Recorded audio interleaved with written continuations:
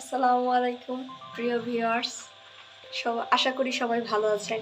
তবে আজকে আমি রান্না করছি লইটা শুটকি ভুনা।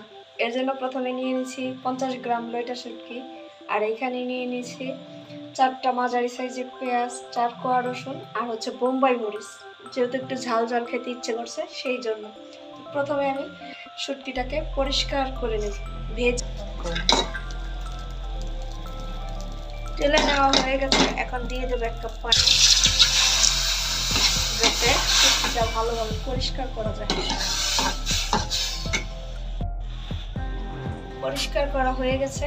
এখন আমি কড়াইতে তেল দিয়ে দিয়েছি। এখন দিব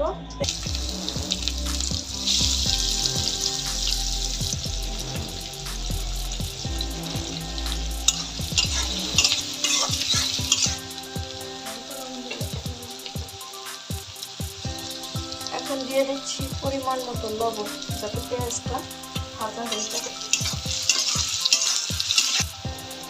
শুটকিটা দিয়ে দিচ্ছি, পেঁয়াজের সাথে একটু ভেজে নেব। এখন ভাজা হয়ে গেছে, এখন ব্রাউন কালার। এখন দিয়ে দিব হলুদ এবং মরিচের গুঁড়ো মিক্স করা 1 টেবিল চামচ, আর একটু দিচ্ছি। নেড়ে চেড়ে এখন একটু পানি দিয়ে, হালকা একটু পানি দিয়ে কষিয়ে নিচ্ছি। এখন দিয়ে দিচ্ছি নিজেদের গাছের বোম্বাই মরিচ,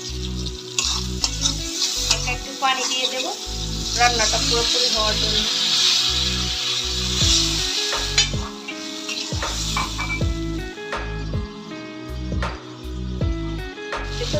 প্রায় হয়ে এসেছে, আরেকটু ভাজা ভাজা করে নেবো, তারপর নামিয়ে নেব। এই যে দেখুন আমাদের ফাইনাল লুক। কাঁচা পাকা বোম্বাই মরিচের কম্বিনেশনে খুব দারুণ লোভনীয় লাগছে।